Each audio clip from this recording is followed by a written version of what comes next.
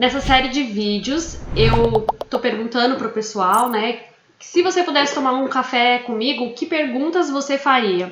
E aí eu recebi várias perguntas e tô respondendo aqui ao vivo. E eu vou começar com a pergunta do Luiz. Ele falou: como faço para advogar na área trabalhista? Para advogar na área trabalhista, você precisa apenas de uma carteira da OAB, só isso. E o resto é só entrar. Agora, se você quiser ajuda, né, com a prática, aí sim eu posso te ajudar. Eu tenho um curso de prática, show.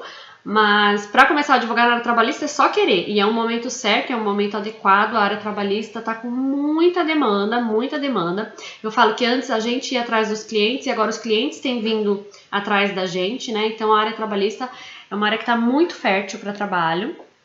E é uma área que é promissora de entrar sim, tá? Então, respondendo a pergunta do Luiz, como faço para advogar na área trabalhista? É só querer. Agora, se você não tem experiência e tal, aí eu posso te ajudar, com certeza. Como imprimir e pagar na prática uma guia de recolhimento de custas? Na semana do processo trabalhista passo a passo, eu até mostrei uma guia de custas, tal, e como que é, mas existe uma forma, sim, né, para você gerar essa guia e fazer o depósito recursal também, existe a forma de gerar a guia. E, então, vou falar logo aqui, né, já estão abertas as vagas da minha próxima turma, né, na minha quarta turma do curso de prática trabalhista. Lá nesse curso eu mostro tudo isso daqui, como você gera a guia, como que você faz esse depósito recursal, onde você consulta os valores, tudo certinho. Mostro um seguro fiança, ele perguntou aqui também como fazer um calção / seguro para recorrer. Eu mostro também o seguro fiança, como que então, isso tudo tá lá no curso muito bem desenhado e muito bem explicadinho. O Alex perguntou também, em quais casos eu posso despachar diretamente com o juiz? E a resposta é que qualquer caso, você sempre pode despachar junto com o juiz. Falar com o juiz é uma faculdade do advogado, tá? Ele tem essa faculdade de despachar, de ser recebido, né? Ser recebido é uma prerrogativa do advogado. Claro que, vamos ser consciente aqui, a gente está em um momento difícil, a gente está em um momento em que as pessoas não podem se encontrar, mas você pode sim tentar marcar encontros virtuais com o juiz. Porém, muitas coisas a gente consegue resolver na secretaria da vara. Então, pensa aí, né? Que tipo de despacho é esse? Você consegue resolver isso na secretaria da vara? Se você conseguir resolver isso na secretaria da vara, não precisa nem falar com o juiz. Ah, não, é um despacho que precisa de uma determinação, digamos, intelectual, né? Ele vai precisar decidir de fato. Não é uma liberação de alguma guia, alguma coisa mais simples. Aí sim você precisa falar com o juiz. Você pode tentar insistir em tentar um despacho virtual. Tá bom? Mas já existe o balcão virtual na Justiça do Trabalho, então você pode tentar marcar com o juiz através desse meio. Então, para despachar com o juiz é isso, tá? Não precisa ter receio. O advogado ele tem a prerrogativa de ser recebido pelo juiz. Em ações acidentárias, devo contratar um perito para os quesitos ou posso fazer? Olha, eu recomendo que contrate, tá? Assim, cada um na sua expertise. Eu não sou médica, como que eu vou saber o que eu tenho que perguntar? Se você não conseguir contratar alguém para te ajudar a fazer os quesitos, né, um assistente técnico, aí você pergunta o básico, você pergunta qual que é a doença, qual que é a origem da doença, se ela, de repente, tem causa ou com causa relacionada ao trabalho. Aí você faz as perguntas básicas, mas se você tiver condições, é recomendável, sim, contar com um assistente técnico para te ajudar na elaboração dos quesitos, até porque depois da elaboração dos quesitos vem a resposta. E aí, às vezes, a gente não sabe interpretar aquela resposta, porque a gente não tem aquela expertise para isso. Ou você não é engenheiro, se for uma perícia de insalubridade, periculosidade, ou você não é médico. Então, contar com alguém da área é importante, tá? Mas se não conseguir, aí encara e faz você mesmo. O prejuízo pode ser maior. Os tribunais estão aceitando pedidos genéricos? O tribunal não aceita pedido genérico. Qualquer pedido genérico provavelmente vai ser improcedente, tá? É muito importante o advogado ele saber pedir certo, né? E saber pedir. Então, pedido genérico é uma coisa bem complicada. Não recomendo. Não recomendo fazer pedidos genéricos. Mariane, como conduzir uma audiência com tranquilidade? Ônus da prova. A Fabi, maravilhosa! Como conduzir uma audiência com tranquilidade, ônus da prova. Para conduzir uma audiência com tranquilidade, você tem que ter o roteiro. Eu falo isso, canso de falar, tem que ter um roteiro de prática, ele tem que ter um roteiro de tudo que vai acontecer, porque você vai saber exatamente tudo que você tem que falar, tudo que você tem que requerer, quais são os pontos, qual que é a ordem. Então, sem um roteiro, você não consegue fazer uma audiência com tranquilidade. Sobre o ônus da prova, você tem que ver o que a CLT fala. O que a CLT fala? Que o ônus da prova é daquele que alega, a menos que seja alegado um fato modificativo, impeditivo ou extintivo. Aí, quem alegou isso, né, um fato modificativo, extintivo ou impeditivo, atrai para si o ônus da prova. Como eu falei, estão abertas as vagas para o meu curso e lá eu entrego uma tabela de ônus da prova com várias situações e explicando, porque assim, depende da modulação, o ônus da prova ele muda. Se faz isso, o ônus da prova é de um, se faz do outro jeito, é do outro, horas extras mesmo. Se tem cartão de pontos, se não tem, quantos funcionários, o que alega, então tudo muda, tá? Você tem que ver na CLT, ou então você tem que fazer meu curso e aí lá eu te explico. O Paulo perguntou como participar de uma audiência, tanto presencial como por videoconferência. Ué, só entrar e fazer. Roteiro, gente, roteiro, sempre roteiro.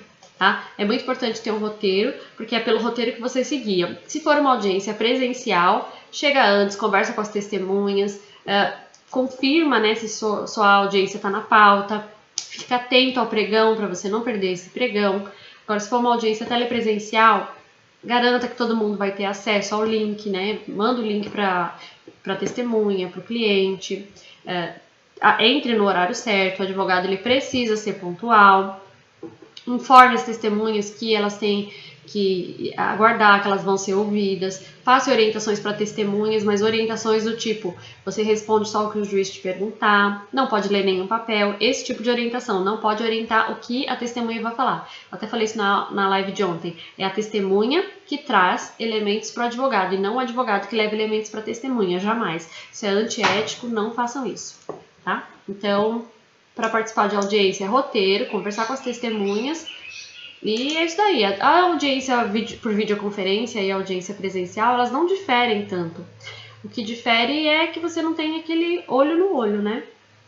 Mas fora isso, não difere tanto. É a mesma dinâmica, a mesma sistemática. A Diana perguntou, por onde começar? Estudo, livros, prática, um checklist, se existe para algo tão complexo.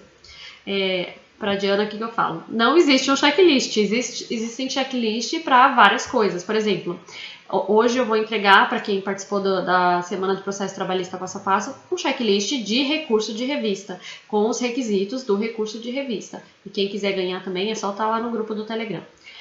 Só que isso é um checklist para uma coisa muito específica dentro do direito, entendeu? Você não consegue um checklist para uma coisa tão gigante. O direito ele tem muitas variações, tem muitas coisas que podem acontecer, são muitas etapas, muitos passos.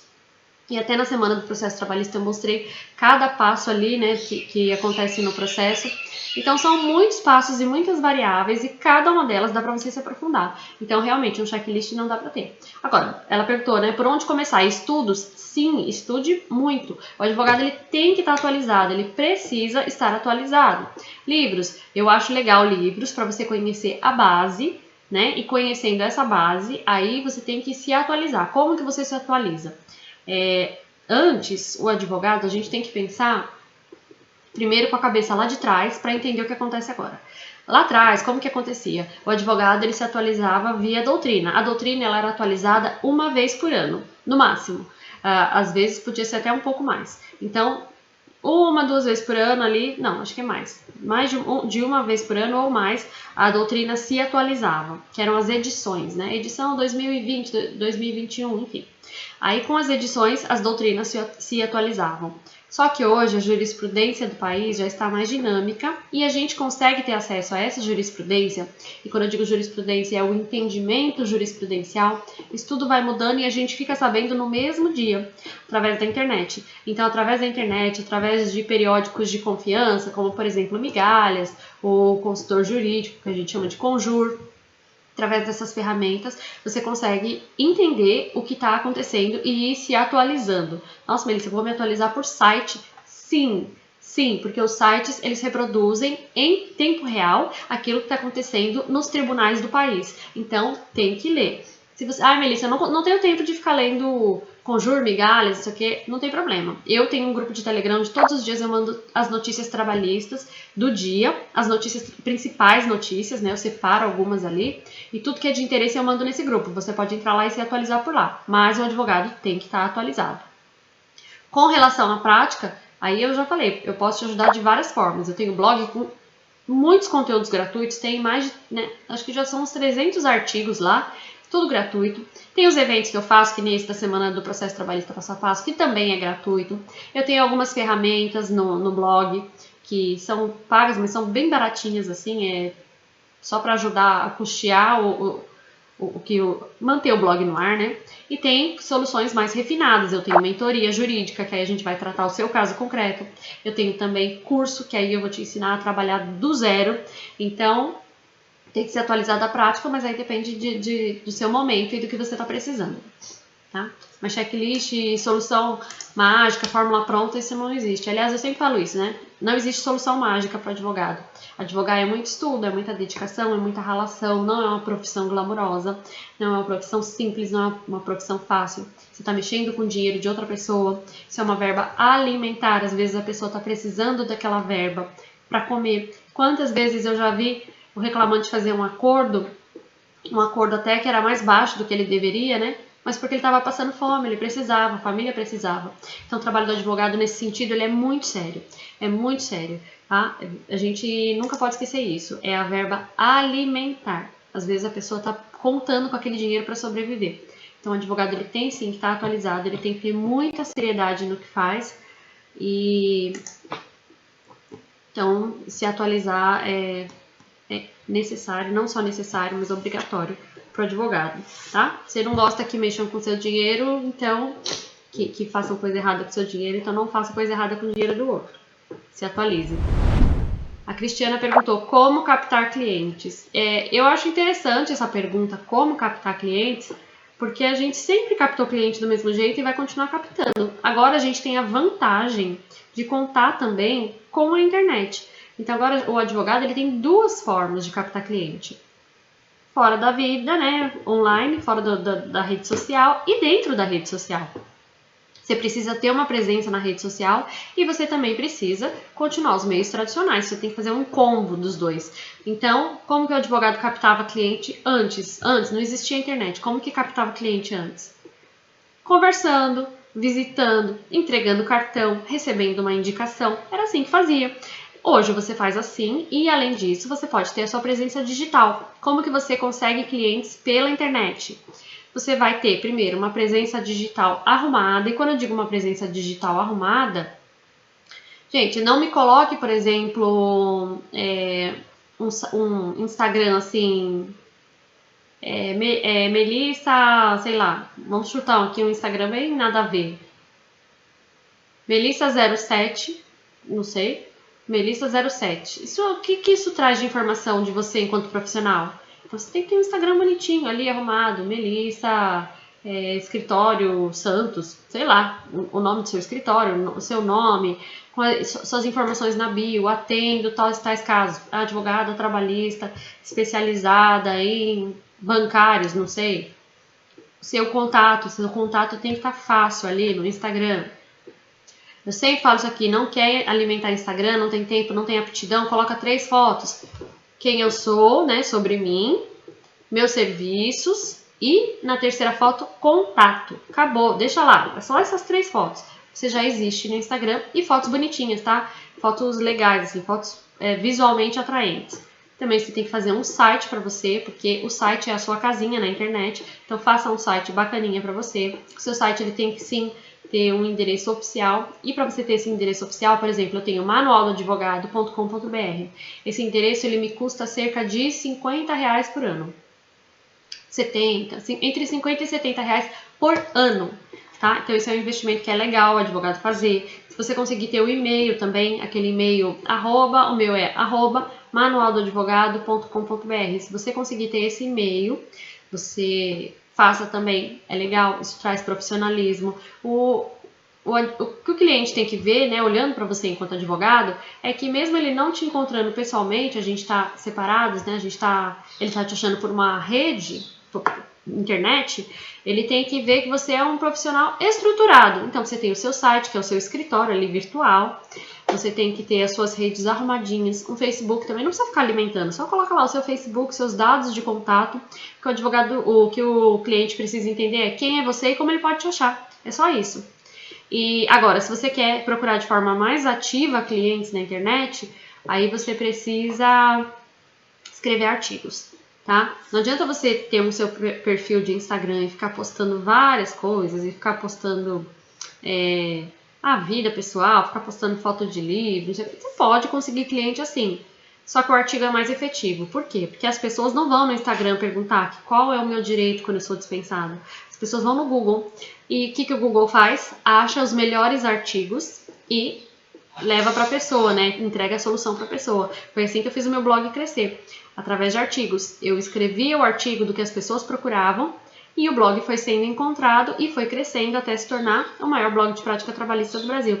Então, escrevendo artigos é a sua chance de ser encontrado na internet. Eu sempre falo do Alexandre aqui, que o Alexandre ele tem tido...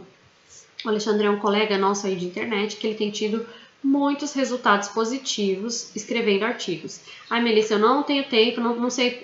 Tempo não, você vai precisar de tempo. Mas, Melissa, eu não tenho um site próprio, o que eu faço?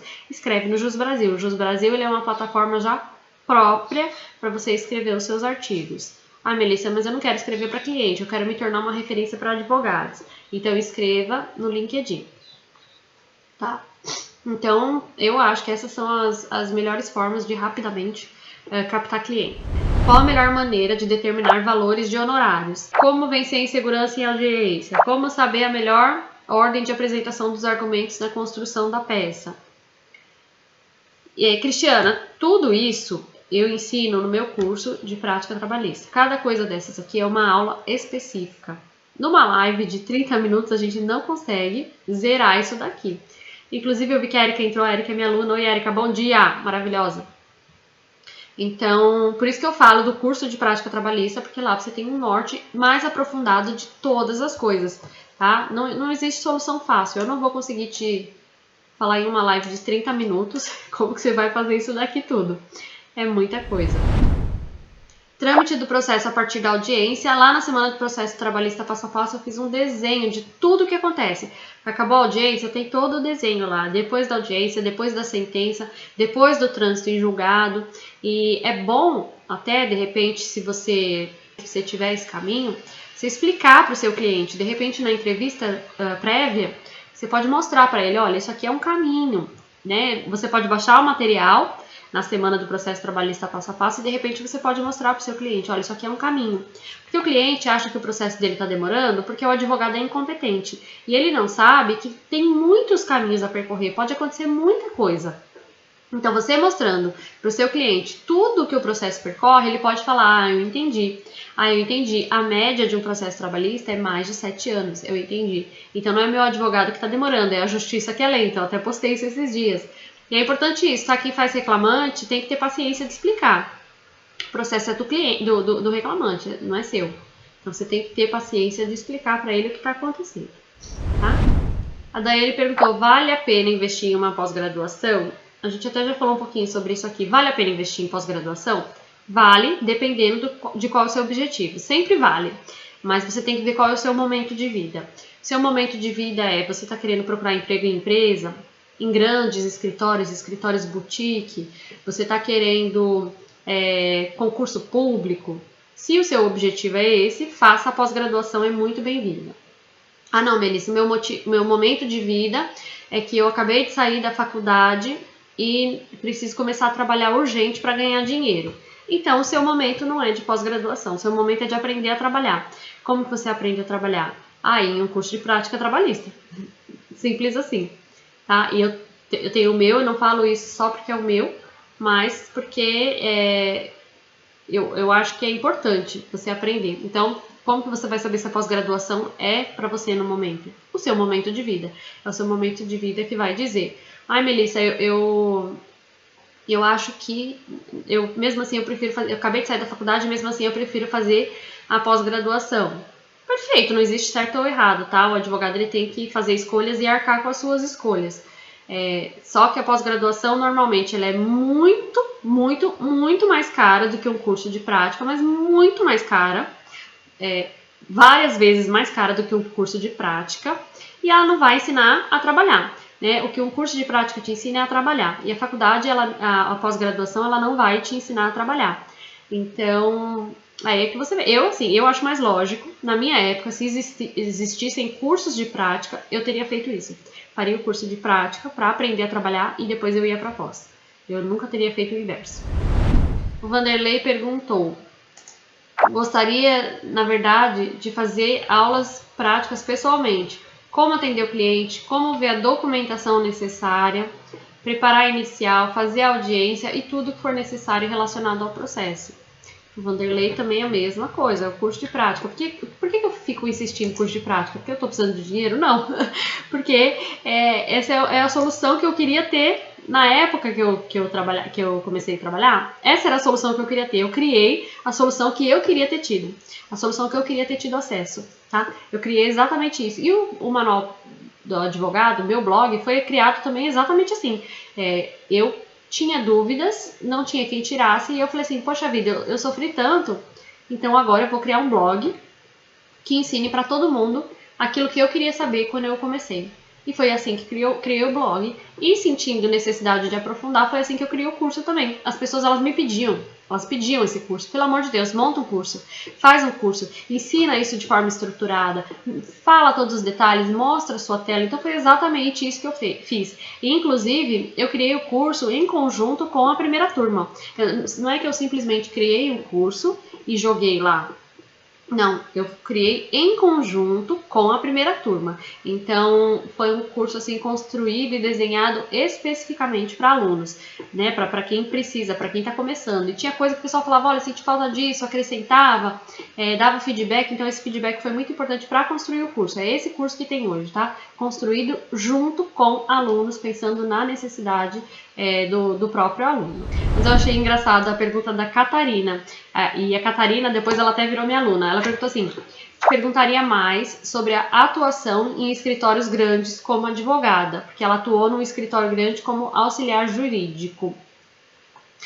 Atuação em escritório grande como advogada é uma loucura. Eu sempre atuei, né, toda a minha carreira, esses 17 anos de carreira, eu sempre atuei para escritórios que a gente chama de contencioso de massa. O que é o contencioso de massa? São escritórios grandes, escritórios com volume de trabalho que atendem diversas empresas gigantes, nacionais, multinacionais, só empresas grandes. Então, já advoguei para rede de televisão, mais de duas redes de televisão, fabricante de pneu, 2 montadoras de veículos, já advoguei para uma empresa até que foi muito falada recentemente por conta de fabricação de gases, né, gases industriais, já advoguei para distribuidora de combustível, já advoguei, né, de postos, tal, já advoguei para...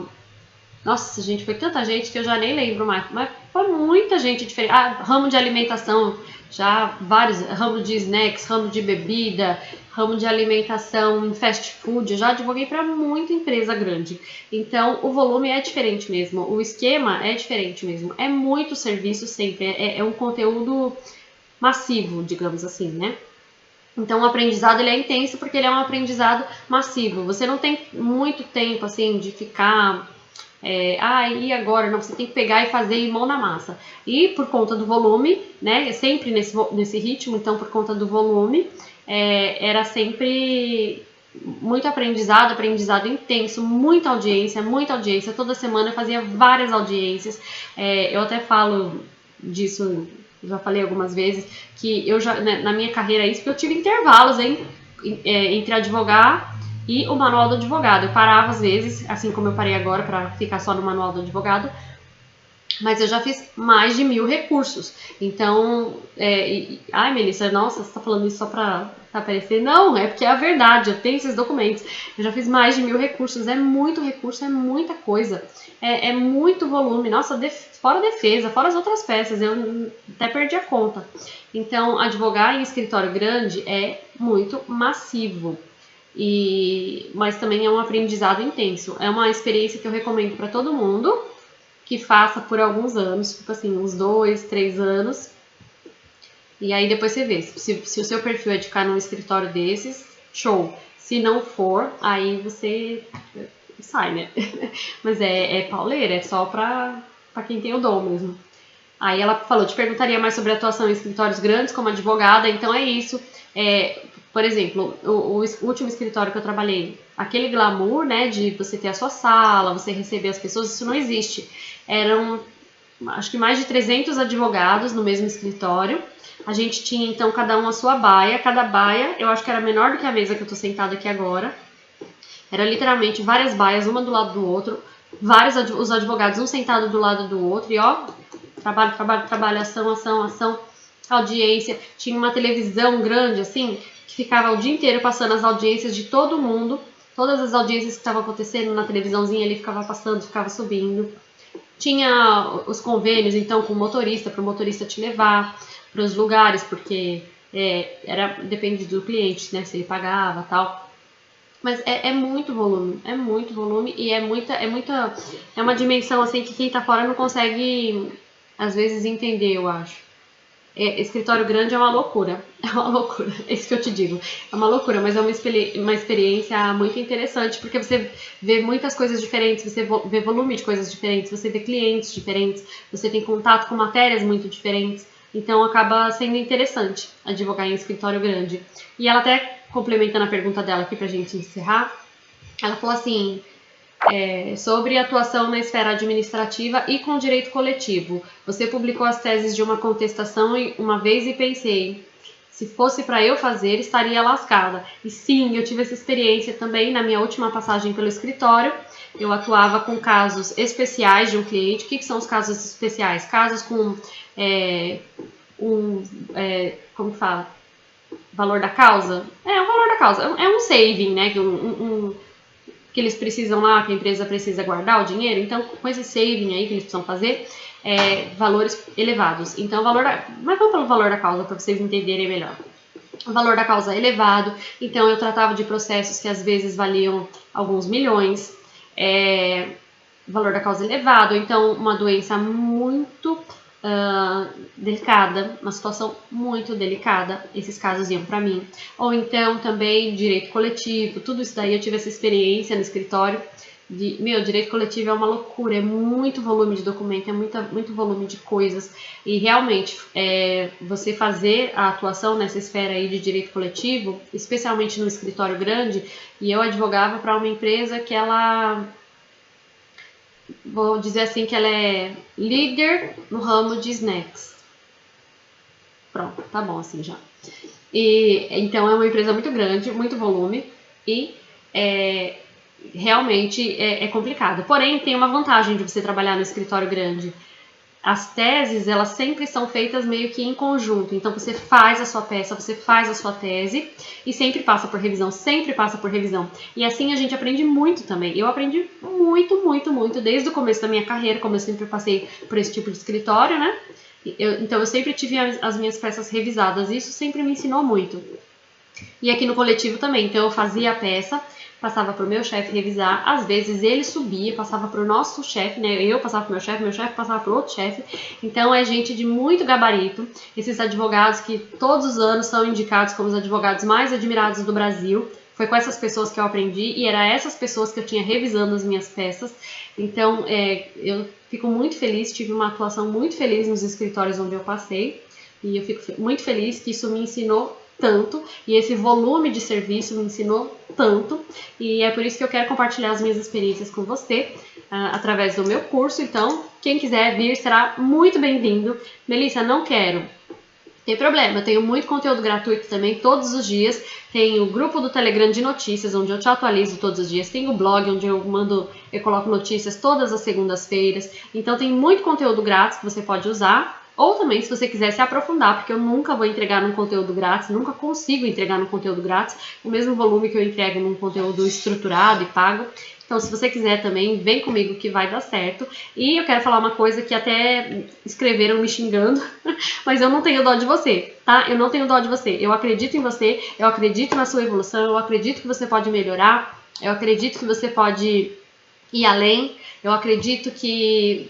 Não tenho dó, não tenho dó. Não tenho dó porque eu sei que você tem capacidade. Você tem capacidade, então pega na minha mão e vamos junto que vai dar certo, tá? Eu espero você então na reprise da semana do processo trabalhista passo a passo, ou então eu espero você do lado de cá, no meu curso, vendo a minha tela e compartilhando o meu conhecimento de prática trabalhista. Tchau!